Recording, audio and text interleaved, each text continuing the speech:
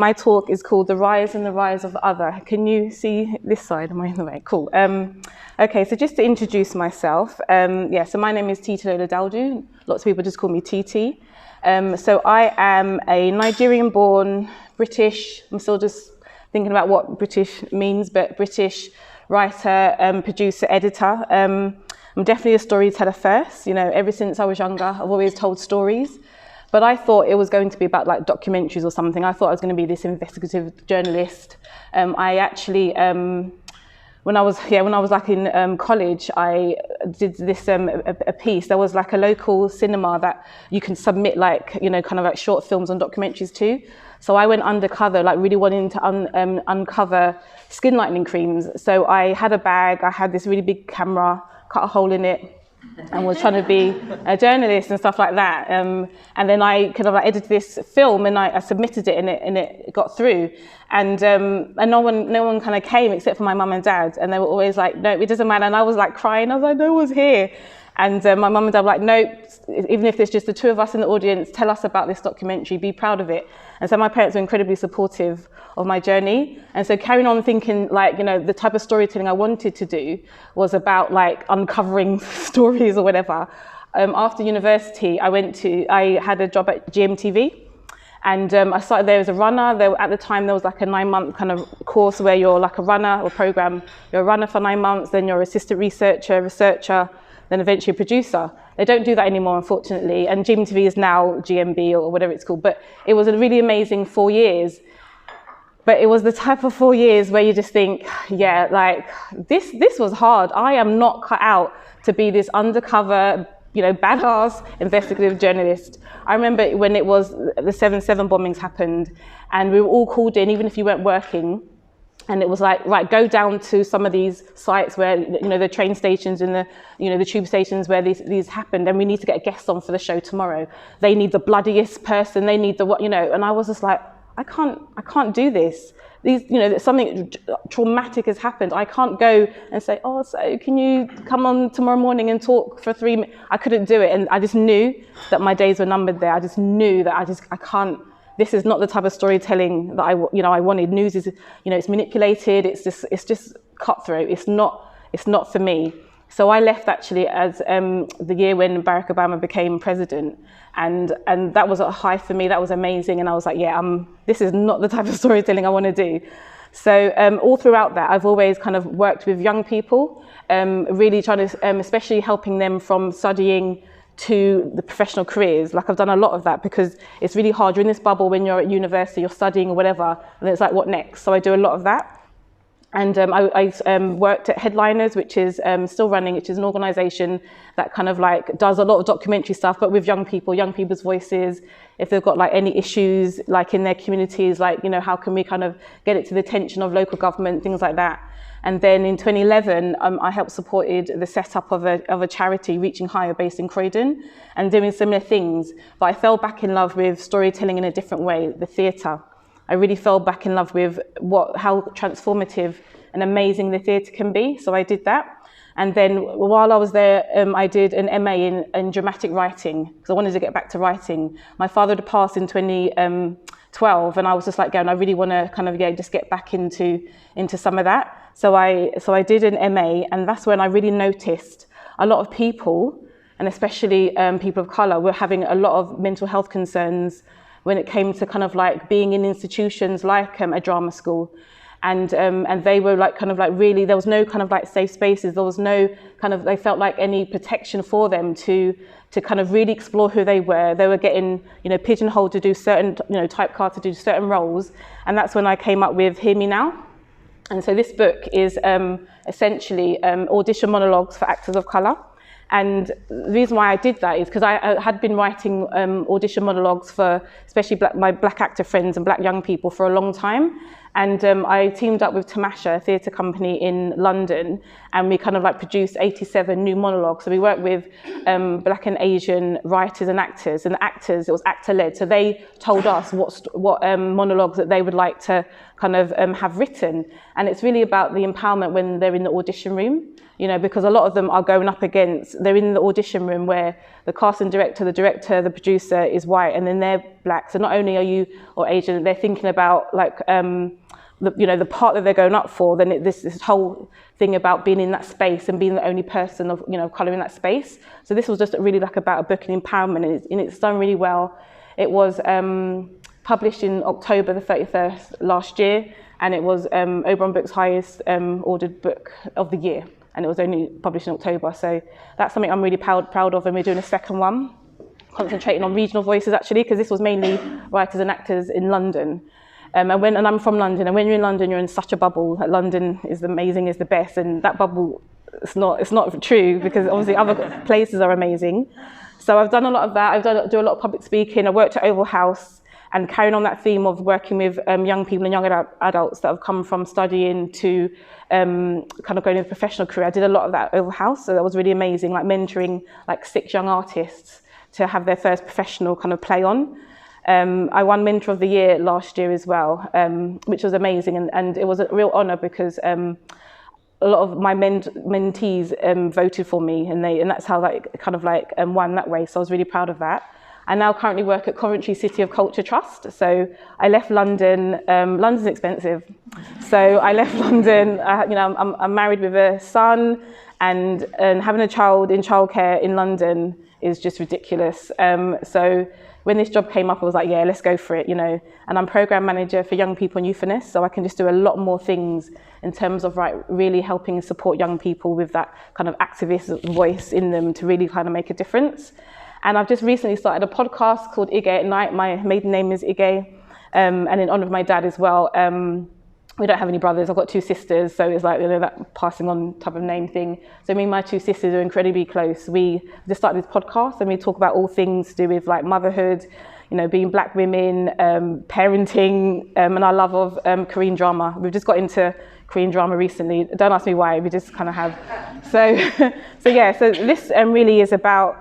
So the theme is Muse, and this is titled The Rise and Rise of the Other. So just to kind of have an explanation. I mean, I'm sure many people know what othering is, but this is just the one that I like. By othering, we mean any action by which an individual or group becomes mentally classified in somebody's mind as not one of us. So what I found throughout like my whole career, especially being in spaces like GMTV, where it's, you know, a massive organization, things like that, I just very much have been the only person of color, or the only, you know, black woman, and that used to, for me, that just felt okay. That was just normal. That's just the norm. That's just the mainstream. That's just how it is. And just trying to find my voice amongst that. And it's been kind of like really difficult actually, because it's like, you know, I feel like, you know, obviously we have, as human beings, I feel like we have a kind of just a need just to be heard and seen, like we all do, no matter who we are. And it just becomes really hard when you are kind of like the only person of colour or the only, you know, black women in these spaces. Like, how do I kind of get myself heard?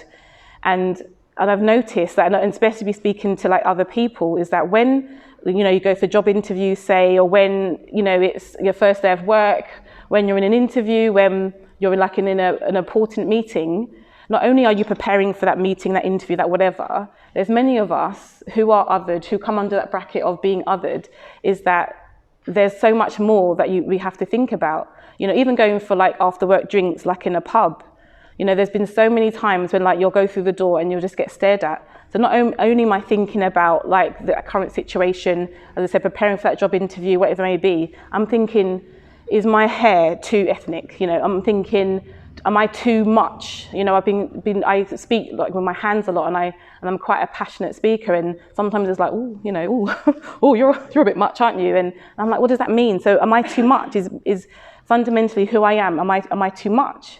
You know, and I remember, so normally my hair's in braids or whatever, and I just took my hair out of braids, and my natural hair that grows from my head became a topic of discussion. It was like, yeah, right on, sister, wow, you're making a statement, but why? Why is the natural hair that grows from my head a statement? Why can't it just be the hair that grows from my head?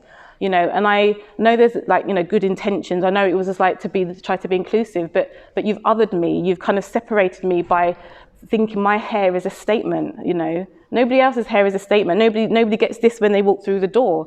And it just kind of like makes you actually retreat, and it actually makes you more invisible. you know. So all of these words, you know, I'm sure you've seen many of them, and they're just thrown at us a lot. And some of these buzzwords, I kind of feel like are just trend hashtags now. You know, when we talk about diversity, you know, unconscious bias, when we talk about, you know, the term BAME, you know, BAMER, which I really hate, Black, Asian, minority, ethnic, refugee. We don't have the same experiences, so don't lump us together. It doesn't make sense. I personally would use person of color because it just puts the person first. But I understand that we have to use terminology and we have to do that, but it's always remember the human being behind that, you know. So when, you know, you are talking about a group of people, BAME, BAMER, just kind of like remember that the human being's there too. And a lot of the time we don't get that, you know. Inclusivity, representation, diverse. I was told I was a diverse person. What does that mean? Are we not all diverse because we're all so different? Isn't diversity about difference and layers? And are we not all of that, you know? So when you're kind of labelled as a diverse person, what does that actually mean, you know? So I think it's about really thinking about the words that we use and these buzzwords that are always out there. And my mentor, actually, Stella Kanu, who's executive director of Lift Festivals, she always talks about reimagining the mainstream. You know, reimagine, what's the default? The default is one way, but let's reimagine that, you know? So I just kind of put these up there because this is the kind of thing that we just are coming across every day. And as I said, there are really great, well-intentioned people out there that do want to make a change, but just put that person first. You may have also heard things like, you know, a seat at the table and, you know, take a seat and knocking down doors. But again, like when we talk about that, who's at the head of that table? It's not somebody like me, and I'm not bashing here, but usually the head of the table would be like a white middle-class man. Do I have to ask permission to be at that table? So when I speak to a lot of young people, especially, it's about let's just create our own spaces then. Let's not have to wait for permission. You know, so how do we do that is becoming our own muse. I've decided just to become my own muse because I am sometimes too exotic or fetishized. I'm sometimes too loud, too ethnic, too black, too British, too African, not African enough, not British enough, just too many things. So let me just be my own muse. Let me be my own inspiration then. I can validate myself. And what we've done here, so this year, July 25th, the hottest day of the year, a team and I, the Black Women in Theatre team, which is made up of Stella Kanu, Anika Brown and Monique Baptist Brown, we kind of got 255 Black women together at the Globe Theatre, and we were like, we're validating ourselves. This is, you know, Black Girl Magic. This is joyful. This is a celebration. We have to have those conversations about, you know, true diversity and representation. But you know what? I'm a bit tired of kind of talking about that. Let's just kind of celebrate ourselves. Let's be our own muses. You know, we don't have to wait for permission. You know, so we took over this space, and it's about occupying space that doesn't normally allow us to be in those spaces, or it's really hard to be in those spaces. There's women here who have had like 20 plus year careers, and they're still called emerging artists. I mean, that's just ridiculous, you know. And, amazing women that have done amazing things, but then just like that, they're still trying to scramble around for like the next job, the next piece of work. So we were just like, so what Black women in theatre does is just celebrate and highlight amazing, you know, Black women that are professional and have contributed to the theatre ecology, to the theatre industry. And that was us kind of, as I said, being our own muses and celebrating ourselves and just be like, yeah, we're here. It's a statement, yes, but also it's just like, it's a statement for ourselves. It's, you know, my 15-year-old self that first saw her first play when I was 15. I had a mentor, Lucy Neal, who was the co-founder of Lift Festivals, actually. And I was quite a shy child, but I was quite academic, but I was very inward.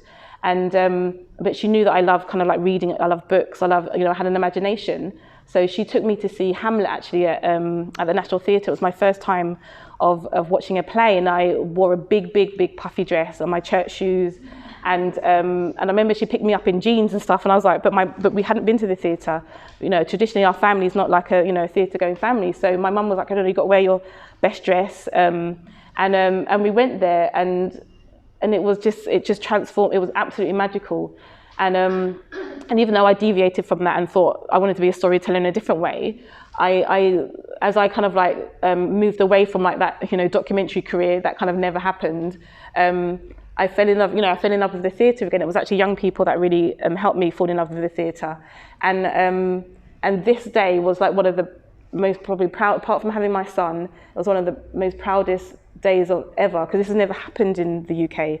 We took inspiration from large gatherings like this, where there was the hip hop community back a few years ago. They did a gathering of people. Netflix, Black Creatives did one. Black Wall Street did one back in the day. So we were literally standing on the shoulders of giants. But for us, it was standing on the shoulder of giants, of the amazing women and black women that had done amazing things in theatre like back in the day, but they were becoming invisible, like the BB crew, for instance, and the Theatre of Black Women. That's who we and some of them are here in this photo. And that's what we wanted to do. We wanted to celebrate ourselves. We didn't want to have to ask permission. That was kind of really important. And there's just a few facts that we're still working towards. That research for UK trade bodies last year revealed 93% of people working in theatres were white. This was in 2017. The representation of disabled people in leadership roles was 60% of artists, directors, chairs, and chief executives. And 79% of the workforce is made up of directors who come from what is categorised as either upper middle class or middle class backgrounds. So if these are some of the cold hard facts that we're really thinking that's there, again I say I have to be my own muse. I have to, and more now a lot of people are actually doing that. So especially the theatre industry, and this is obviously where I'm speaking of, because that's my background, it's just super exciting right now. I think we've all kind of started to think, how can I make my own way? How can I create spaces? How can I knock down doors, create my own tables, whatever it may be, for other people? So Lynette Linton recently became the artistic director of the Bush Theatre in London. This is one of our Black Women in Theatre events, and this woman here, in the middle, she's an actress, and she used to be like an EastEnders or whatever, but she started the BB crew back in the day. So we've got Roy Alexandra Wise and Bryony Shanahan, who are the joint artistic directors of Manchester Royal Exchange. Blacktress is an organisation that just really empowers black women and black identifying women in the theatre industry. Blackfest is in Liverpool. Stage Sight is really increasing the representation behind the stage, like in lighting, technical roles.